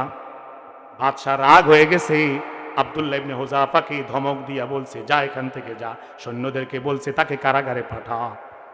আমার ভাইয়েরা, সংক্ষেপে বলতেছি, হয়তো বিরক্ত হইতেছেন। আব্দুল্লাহ ইবনে হুযাফা কারাগারে গেছে, 1 সপ্তাহ কারাগারে ছিল। বাদশা বলছে একটা খানাও তার কারাগারে পাঠাইবা না, কদ্দুর মজবুত আমি টেস্ট করবো। 1 সপ্তাহ কোনো খানা দেয় নাই। এদিকে তাকান ভাইয়েরা আমার, 1 সপ্তাহ কোনো খানা দেয় নাই, 1 ফোঁটা পানিও দেয় নাই। আব্দুল্লাহ ইবনে হুযাফা ক্ষুধার যন্ত্রণায় ক্লান্ত হয়ে গেছেন, দুর্বল হয়ে গেছেন, বিছানায় পড়ে গেছেন, কারাগারে শুয়ে আছেন, কিন্তু জবান বন্ধ নাই, জবানে জিকির চালু ছিল, লা ইলাহা ইল্লাল্লাহ, লা ইলাহা ইল্লাল্লাহ, লা ইলাহা ইল্লাল্লাহ, লা ইলাহা ইল্লাল্লাহ, লা ইলাহা ইল্লাল্লাহু মুহাম্মাদুর রাসূলুল্লাহ সাল্লাল্লাহু আলাইহি ওয়াসাল্লাম। এই জিকির যার দিলে আছে, যত বিপদ হোক, যত খিদা লাগুক, যত সমস্যা হোক, জবানে যদি জিকিরটা রাখতে পারে, মুমিন বান্দার আর কিচ্ছু লাগে না। মুমিন বান্দা আল্লাহকে ডেকে দিলে সুখ পাইলে আর কোনো সুখের দরকার লাগে না। আব্দুল্লাহ ইবনে হুযাফাকে 1 সপ্তাহ পর্যন্ত কষ্ট দিছে। 1 সপ্তাহ পরে বেঁচে আছে না মরে গেছে, এটা দেখার জন্য বাদশাহ ডাক্তার পাঠাইছে। ডাক্তার যাইয়া দেখে একবারে অবস্থা খারাপ। বাদশার কাছে আইসা বলছে, ও বাদশাহ, মরে যাবে মনে হয়, তাড়াতাড়ি খাবার দাও, চিকিৎসা করো। বাদশাহ বলতেছে, ঠিক আছে, নিয়ে আসো। আব্দুল্লাহ ইবনে হুযাফাকে রাজ দরবারে নিয়ে আসা হয়েছে, দাঁড় করিয়ে রাখা হয়েছে। বাদশাহ বলল, ও আব্দুল্লাহ, গায়ের জোর কমছিনি, তেজ কমছিনি ইমানের, এখনো কি আগের মতন রাগ দেখাইবা নাকি? বহুত তো কষ্ট পাইছো, এখনো সময় আছে, সুযোগ দিলাম, ইমান ছেড়ে দাও, বিনিময়ে দুনিয়ার অর্ধেক রাজত্ব নাও, আমার মেয়েকে বিবাহ করো। আমার ভাইয়েরা, দিল দিয়ে শুনেন, হযরত আব্দুল্লাহ ইবনে হুযাফা তখনও রাজি হয় নাই। ভালো ভালো খাবার চতুর্দিকে, খাবে না, ইমান দিবে না, জীবন দিবে, ইমান দিবে না। বাদশাহ বলল, ঠিক আছে, দেখি তোমার ইমানের পাওয়ার কদ্দুর। বাদশাহ আব্দুল্লাহ ইবনে হুযাফার সাথে যারা বন্দী হয়েছে, এরকম একজন সাহাবীকে কারাগার থেকে রাজ দরবারে আনাইছে। আনাইয়া গোলামদেরকে বলছে, একটা তেলের কড়াইয়ের মধ্যে তেল গরম করো। বিশাল কড়াইয়ের মধ্যে তেল গরম করা হয়েছে। বাদশাহ হযরত হুযাফার সাথের সৈন্যকে এরকম ধাক্কা দিয়া, লোক দিয়া তেলের কড়াইয়ের মধ্যে পালাইয়া একেবারে ভুনা করে ফেলছে। কইরা বলছে, রে হুযাফা, এরে আব্দুল্লাহ, এখনো সময় আছে, ইমান ছেড়ে দে, তা না হলে তোকে এরকম রোস্ট বানামু, তোকে গ্রিল বানামু, সাপ বানাইলামু, তোকে মুরগির মতন এরকম ভুনা করেলামু। আব্দুল্লাহ ইবনে হুযাফা কয়, তাও হবে না, কইরা ফেল। বাদশা রাগ হইয়া আব্দুল্লাহ ইবনে হুযাফাকে তেলের কড়াইয়ের দিকে নিতে বলছে, নিয়ে যাওয়া হচ্ছে। উনি যাইতেছে, এক পর্যায়ে ওনার চোখ থেকে পানি পড়া শুরু হয়েছে।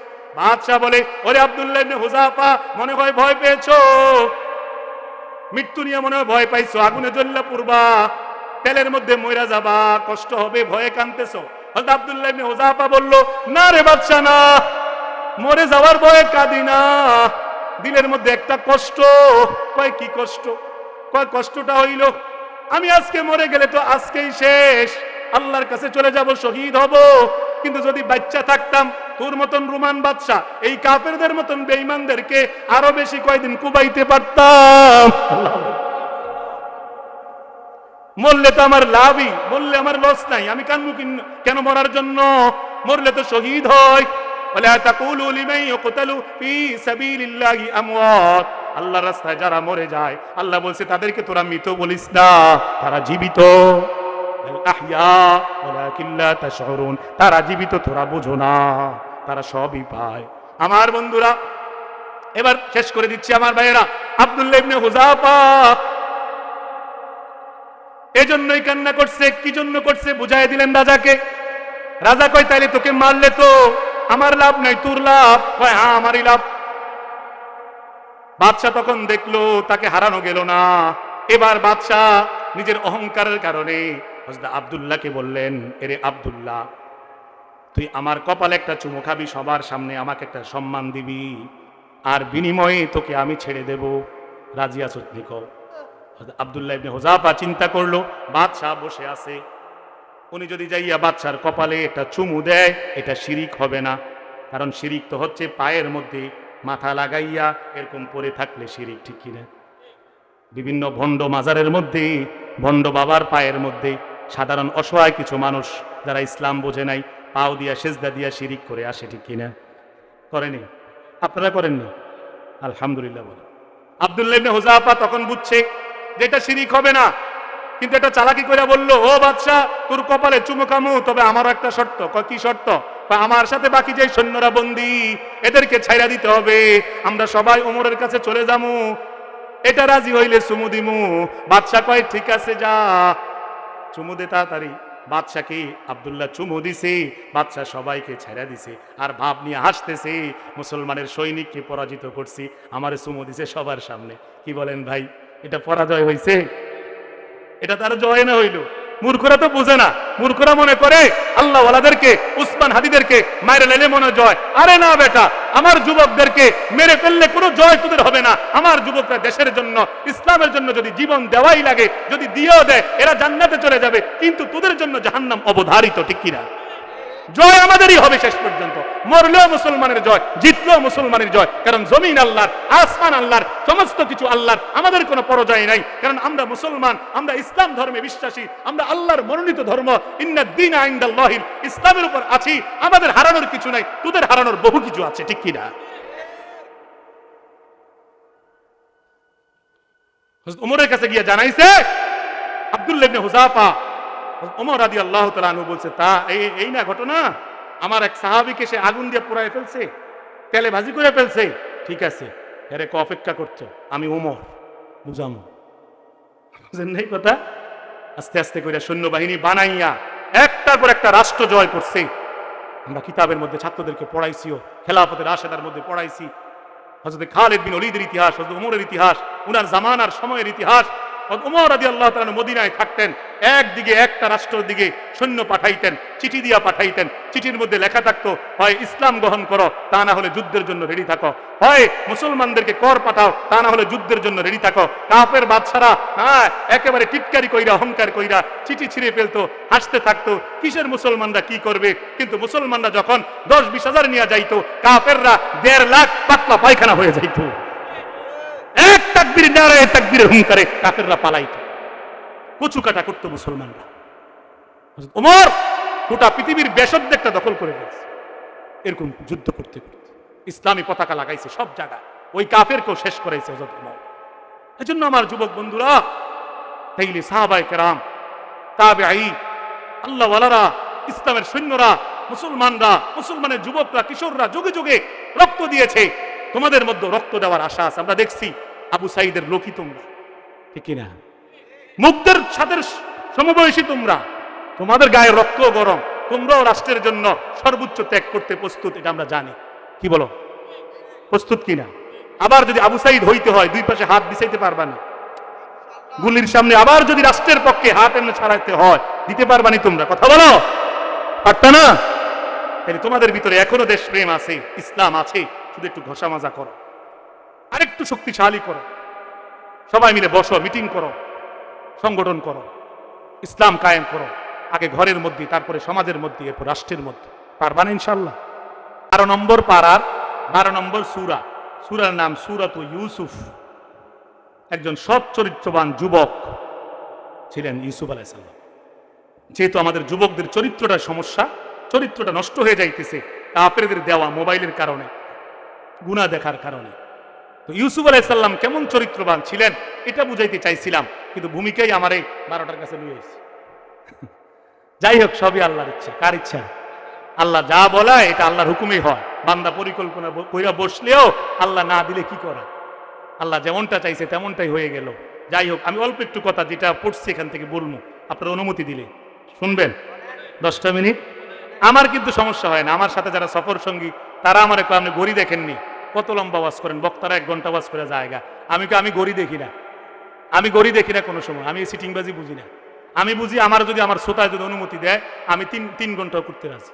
কারণ আমি আমার বড় ভাই আনিসুর আশরাফিকে দেখছি 3.5 ঘন্টা ওয়াজ করছে উনি মুরাদনগরের আশেপাশে। উনার লগে আমি যাইতাম ছোটবেলায়। এখন উনি ব্যস্ত, বয়স হয়েছে, উনি কম করে, কিন্তু উনি আগে 3 ঘন্টা ওয়াজ করতেন। এই জন্য আমি উনারে দেখে বড় হয়েছে। আমার কাছে 3 ঘন্টা এটা 3 মিনিটের মতন লাগে। সারাদিন বলতে রাজি আছি আমি মানুষকে ফিরানোর জন্য, যুবকদেরকে দাঁড় করানোর জন্য ইসলামের পক্ষে। কি বলো তোমরা? দাঁড়াইবানি ইনশাআল্লাহ? না, টিয়া 500 আর 2 প্যাকেট বিরিয়ানি দিলে যাই গিয়ে এমনি সিল মেরে দিও। কি না, এবার আর হবে না। কি বলো? এবার বিরিয়ানি খাইও, টিয়াও লইও, কিন্তু বুট ভালো জায়গা দিও। কি বলো? যে টিয়া দিতে চাই টিয়া মিস নাই, টিয়া তো এতে কামাই আনছে জেনতিও, টিয়া লইবা। কি কো?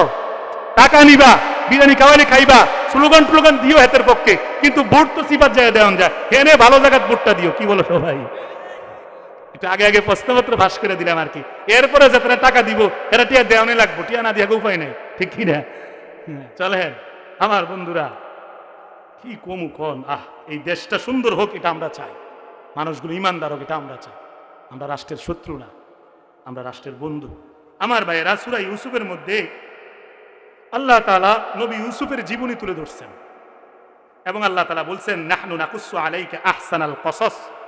পৃথিবীতে যত ঘটনা ঘটেছে, ঘটবে, মানুষের জীবনে যা যা হয়েছে, প্রতিটা মানুষের জীবনের মধ্যে সবচেয়ে সুন্দর জীবন, সুন্দর ঘটনা যার জীবনে ঘটেছে তিনি হলো নবী ইউসুফ। মনে হয় যেন আল্লাহ এরকমই বলতে চাইছে। আমাদের নবীজির বিষয়টা আলাদা, নবীজির সাথে তো কারো তুলনা নাই, কিন্তু এখানের প্রেক্ষাপটে বললাম আর কি। সাহাবায়ে কেরাম একদিন আল্লাহ রাসূলকে বললেন, নবীজি বয়ান করতে বসছেন, তো সাহাবায়ে কেরাম বললেন, ইয়া রাসূলুল্লাহ লাউ কাসাসনা আলাইনা, এটা শানে নজুল কিন্তু এটা যেটা এখন বলতেছি, হে ইয়া রাসূলুল্লাহ, সব তো নামাজ রোজার, সব সময় তো নামাজ রোজার কথাই বলেন, আজ যদি একটা ঘটনা কইতেন। অনেক সময় মাদ্রাসার ছাত্ররা হুজুর ঘরে একটু নরম পাইলে বিশুদ্ধ টিশুদ্ধ রে, হুজুর একটা ঘটনা যদি, এক বেড়া ঘটনায় পড়াটরা হুজুর এরম করেন কার, হ্যাঁ এই কদ্দুর ঘটনা গুলো বলেন, খুশি হয়ে যায়। তো সাহাবায়ে কেরামও আল্লাহ রাসূলের কাছ থেকে তো দিন শিখতো, আমাদের মাদ্রাসার ছেলেরাও দিন শিখে ওস্তাদদের থেকে। তো সাহাবায়ে কেরাম একদিন নবীজিকে আবদার করছে, ইয়া রাসূলুল্লাহ, প্রতিদিন তো নামাজ রোজা হজ যাকাত পর্দা পুচিদা হালাল হারাম মদ জুয়া এগুলোর বিষয় নিয়ে কথা বলেন, আজকে যদি একটু একটা ঘটনা কইতেন আর কি একটু ভালো ছিল। সুবহানাল্লাহ কন্যা।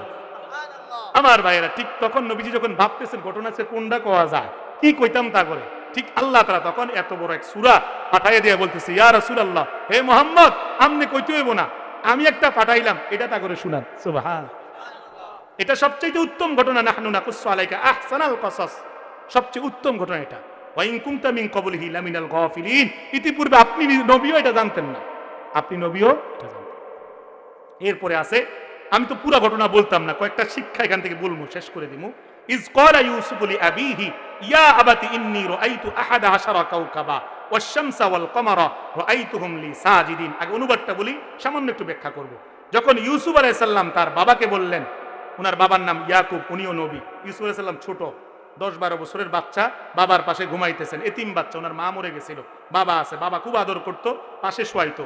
ইউসুফ আলাইহিস সালাম যখন পাশে শুয়ে আছেন, একদিন মাঝরাতে ইউসুফ আলাইহিস সালাম একটা স্বপ্নে দেখছেন, কথা বুঝছেন, মাঝরাতে স্বপ্নে দেখছেন, দেইখা বাবার এমনি ডাক দিয়ে উঠেছে, আব্বা আব্বা আব্বা, কিসে কিসে, বা উনি চিৎকার দিয়ে উঠছেন, যেমনি হোক আব্বারে উঠাইছেন। ইয়াকুব আলাইহিস সালাম উঠছে, বলো আব্বা কি হয়েছে?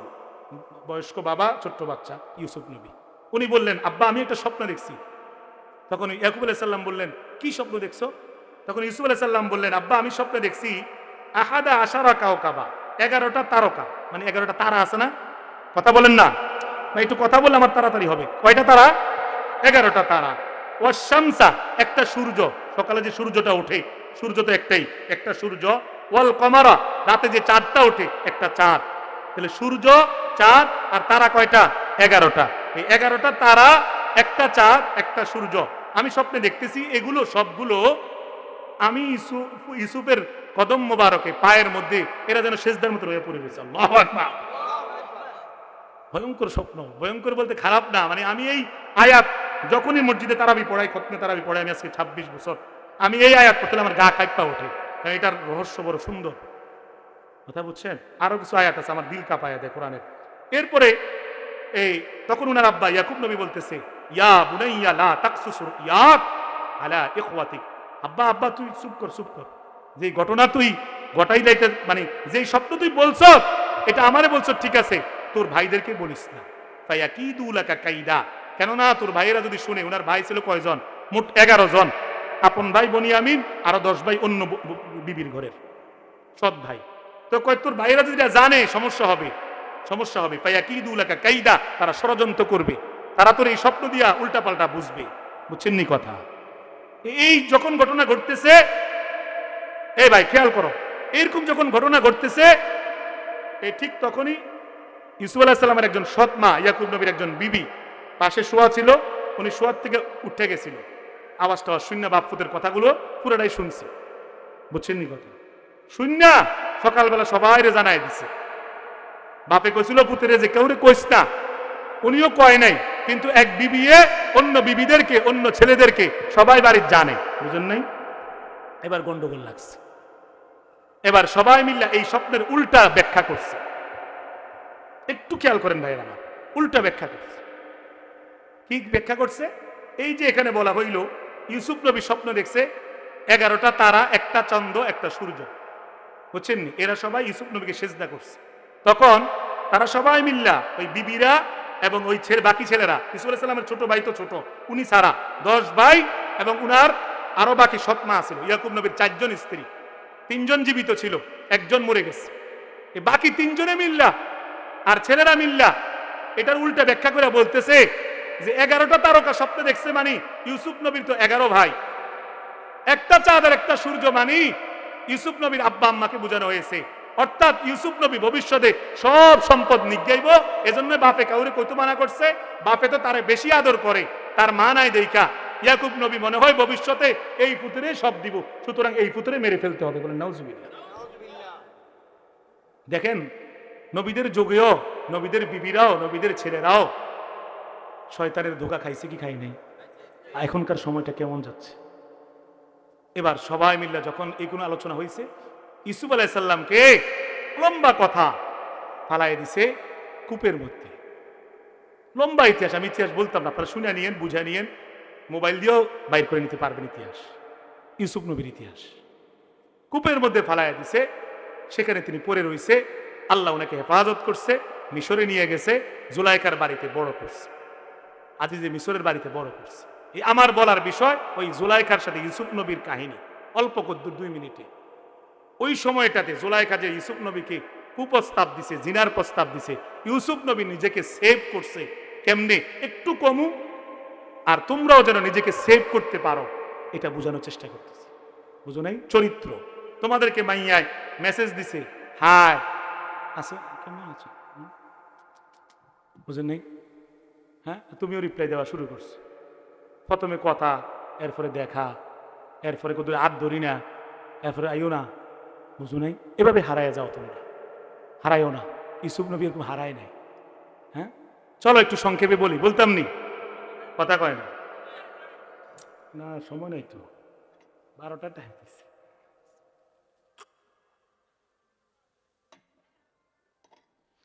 আমার বন্ধুরা, আর মাত্র 5-7 মিনিট বয়ান করব, দিল দিয়ে শোনো, জবানটা বন্ধ রাখো, চোখটা দিকে রাখো, খেয়াল করো।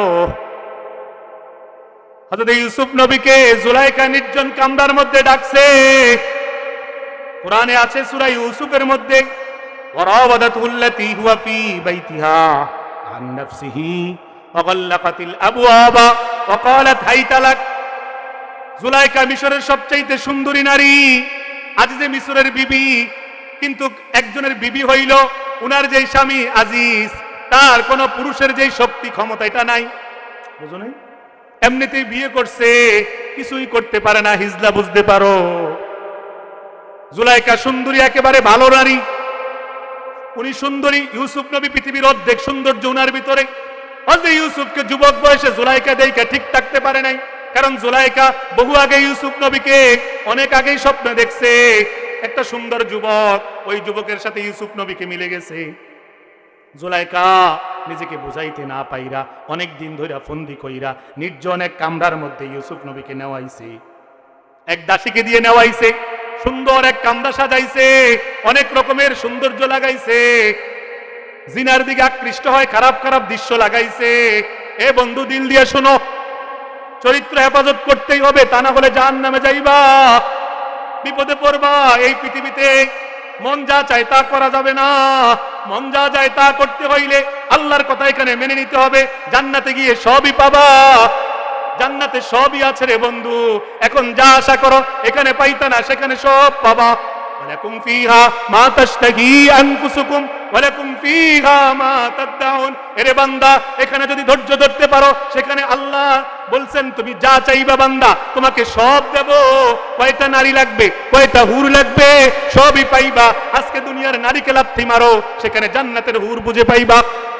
আমার বন্ধু, ওয়ারাওয়াদাতুল্লাতি ওয়া ফি বাইতিহা আন নাফসিহি ওয়া গাল্লাকাতিল আবওয়াব ওয়া ক্বালাত হাইতালাক। জুলাইখা নির্জন কামরার মধ্যে নিয়ে গেছে, একবারে ভিতরে নিয়ে গেছে, নিয়া অর্ধনগ্ন অবস্থায়, আকর্ষণীয় পোশাক পইরা, এত সুন্দরী নারী, ডাক দিয়া বলছে হাইতালাক, কাছে আয়, জিনা কর।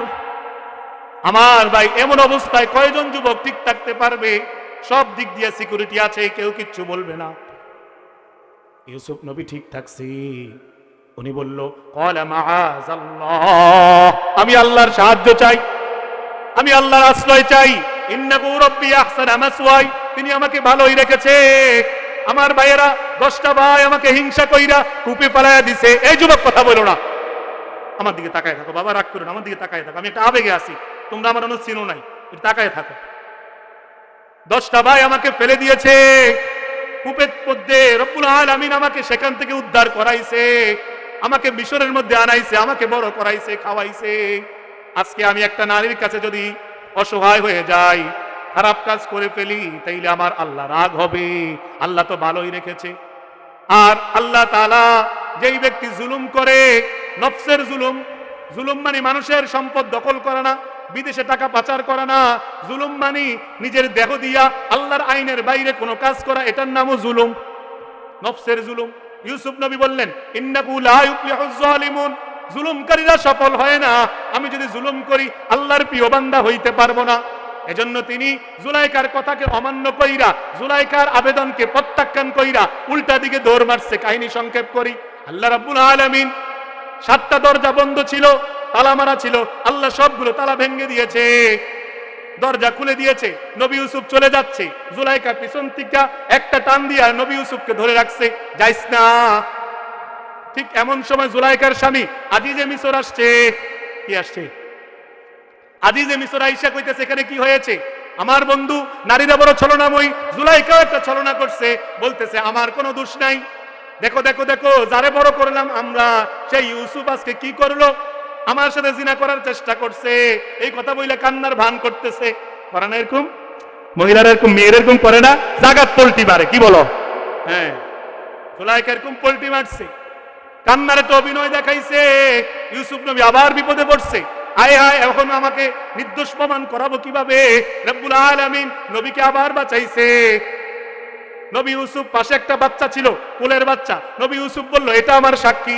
বাচ্চাটা কথা বলে উঠছে, যেই বাচ্চা কথা বলার কথা না, কিন্তু আল্লাহ চাইলে কোলের বাচ্চাও কথা বলতে পারে, ঠিক কিনা? নবী ঈসা কোলে থাকতেই হযরত মারিয়ামের পক্ষে সাক্ষী দিয়ে বলছে ইন্নী আবদুল্লাহ, আমি আল্লাহর বান্দা, আতানিয়াল কিতাব, আমার নিকট ইনজিল শরীফ আছে, ওয়া জাআলানি নবিয়্যা, আমি নবী।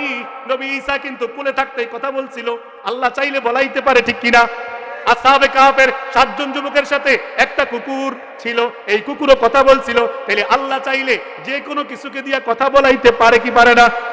ওই বাচ্চা কথা বলে উঠছে, বাচ্চা বলতেছে ইনকানা কবিসুহু কুদ্দা মিন কুবুলিন ফাসাদাকাত ওয়া হুয়া মিনাল কাযিবিন ওয়া ইনকানা কমিসুহু কুদ্দা মিন দুবুরিন ফাকাযাবাত ওয়া হুয়া মিনাস সাদিকিন।